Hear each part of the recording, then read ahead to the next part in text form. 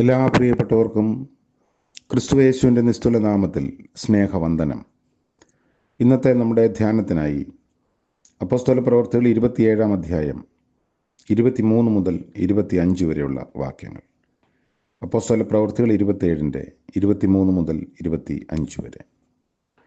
എൻ്റെ ഉടയവനും ഞാൻ സേവിച്ചു വരുന്നവനുമായ എൻ്റെ ദൈവത്തിൻ്റെ ദൂതൻ ഈ രാത്രിയിൽ എൻ്റെ അടുക്കൽ നിന്ന്, പൗലോസേ, ഭയപ്പെടരുത്, നീ കൈസരുടെ മുൻപിൽ നിൽക്കേണ്ടതാകുന്നു.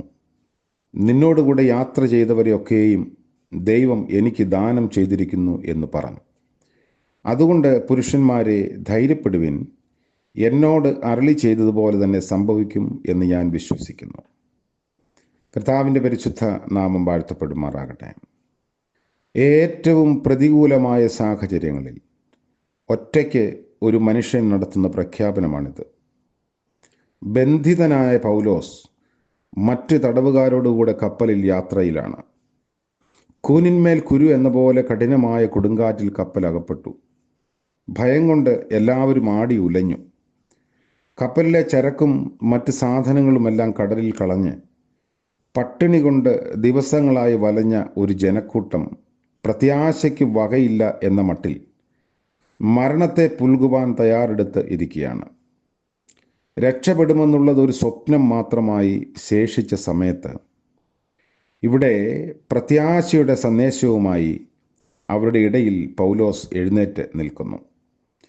ഇത്രയും ഉറപ്പോടെ ധൈര്യപ്പെടുത്തുന്ന ഒരു സന്ദേശം പ്രസ്താവിക്കാൻ മതിയായ കാരണങ്ങൾ പൗലോസിനുണ്ട്. എൻ്റെ ഉടയവനായ ഒരുവനുണ്ട്, ഇതാണ് പറയുന്നത്. അഡ്രസ്സ് പോലുമില്ലാതെ, ആർക്കും വേണ്ടാതെ, ആർക്കും വിലയില്ലാതെ അങ്ങോട്ടും ഇങ്ങോട്ടും ഇട്ട് തട്ടുന്ന ഒരു വ്യക്തിത്വമല്ല എൻ്റേത്. എന്നെ വിലയേറിയവനും മാന്യനുമായി കണ്ട് സ്നേഹിച്ച് ഉയർത്തിയ ഒരു ഉടയവനുണ്ട്. ഞാൻ അവിടുത്തെ സ്വന്തമാണ്. പൗലോസ് തനിക്ക് വേണ്ടി പ്രത്യേക ഉദ്ദേശത്തോടെ തിരഞ്ഞെടുത്ത പാത്രമാണെന്ന് കർത്താവ് അനന്യാസിനോട് പറയുന്നത് അപ്പോസ്തല പ്രവൃത്തി 9:15 നമ്മൾ വായിക്കുന്നു. തിമോഥെയോസിന് എഴുതിയ 2-ാം ലേഖനം 2-ാം അധ്യായത്തിൻ്റെ 21 സൂചിപ്പിക്കുന്നത് തൻ്റെ ഉടമസ്ഥന് ഉപയോഗമുള്ള മാനപാത്രമാണ് എന്നാണ്. പൗലോസ് പറയുന്നു, ഞാൻ ദൈവത്തെ സേവിക്കുന്നു. തൻ്റെ ഭക്തന്മാരെ തനിക്ക് വേണ്ടി വേർതിരിച്ചിരിക്കുന്ന ദൈവമുണ്ട്.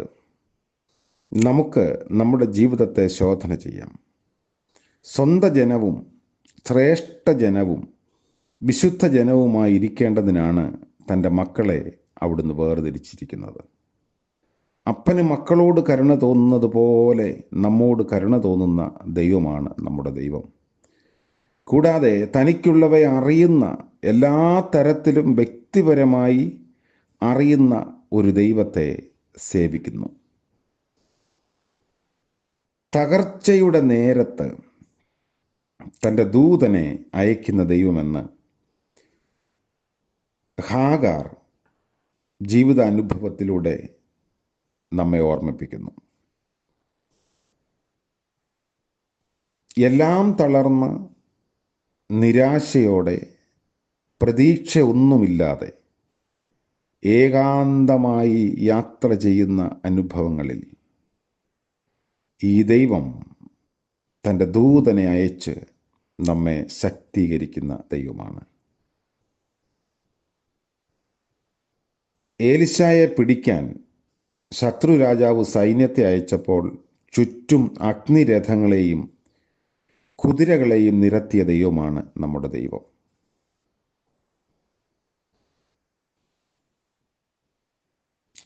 ദൈവത്തിൻ്റെ പദ്ധതിയെ പൗലോസ് വെളിപ്പെടുത്തുന്നു. നീ കൈസരുടെ മുൻപിൽ നിൽക്കേണ്ടവനാണ്, നശിച്ചു പോകേണ്ടവനല്ല എന്ന് വെളിപ്പെടുത്തുന്നു. ലോകജനങ്ങൾ നശിച്ചു പോകുന്ന തരത്തിലുള്ള കഷ്ടത ഒരു ദൈവ പൈതലിനുണ്ടായാൽ അവൻ നശിച്ചു പോകുന്നില്ല എന്നത് ഒരു യാഥാർത്ഥ്യമാണ്. നിൻ്റെയും എൻ്റെയും ജീവിതത്തെക്കുറിച്ച് അവിടുത്തേക്കൊരു പദ്ധതിയുണ്ട്. നമ്മൾ പിന്നാകാരമായിരുന്നപ്പോഴും, നിയമിക്കപ്പെട്ട നാളുകളൊന്നും ഇല്ലാതിരുന്നപ്പോഴും, നമുക്ക് വേണ്ടി പലതും ചെയ്തെടുത്ത ദൈവമാണ് നമ്മുടെ ദൈവം. അത് വെളിപ്പെടുത്തുന്ന സന്ദർഭം വളരെ പ്രത്യേകത ഉള്ള സന്ദർഭങ്ങളായിരിക്കാം. അതുകൊണ്ട് തകർന്നു എന്ന് തോന്നുന്ന നേരങ്ങളിൽ സാന്ത്വനം നൽകി കൂടെ യാത്ര ചെയ്യുന്ന ഒരു യാത്രികനായി ഈ കർത്താവ് നമ്മോട് കൂടെ ഉണ്ട്. അതുകൊണ്ടാണ് നമ്മളെ കൂടുതൽ ധൈര്യപ്പെടുത്തുന്ന വചനം, ഭയപ്പെടേണ്ട, ഭ്രമിച്ചു നോക്കേണ്ട, ഞാൻ നിന്നോട് കൂടെയുണ്ട്, ഞാൻ നിൻ്റെ ദൈവമാണ്. ഓരോ ദിവസവും ഇത് വളരെ അന്വർത്ഥമായി നമ്മുടെ ജീവിതാനുഭവമായിരിക്കണം. കർത്താവ് നമ്മളെ അനുഗ്രഹിക്കട്ടെ. പ്രാർത്ഥിക്കാം. കാരുണ്യവാനായ വാഴ്ത്തപ്പെട്ട കർത്താവെ, മനോഹരമായ പുതിയ ദിനത്തിൻ്റെ പ്രഭാതം ദാനമായി നൽകിയതോർത്ത് സ്തോത്രം ചെയ്യുന്നു. ഇന്നത്തെ പകൽക്കാല ജീവിതത്തിൽ ഞങ്ങൾ തനിച്ചല്ല എന്ന ബോധ്യത്തോടെ ജീവിപ്പാൻ സഹായിക്കണമേ. ഇരുളടഞ്ഞ വഴികളിലും നിരാശ പരന്ന ഇടങ്ങളിലും കരം പിടിച്ച് നടത്തുന്ന സാന്നിധ്യം കൊണ്ട് ഞങ്ങളെ നിറയ്ക്കുന്ന കർത്താവുണ്ട് എന്ന ഉറപ്പ് നൽകണമേ. പ്രഭാതം മുതൽ പ്രദോഷം വരെയും ഞങ്ങളുടെ ജീവിതത്തിൻ്റെ എല്ലാ ചര്യകളിലും അവിടുന്ന് കൂടെ ഇരിക്കണമേ. ഇന്ന് ജന്മദിനം ആഘോഷിക്കുന്നവർക്ക് വേണ്ടി പ്രാർത്ഥിക്കുന്നു.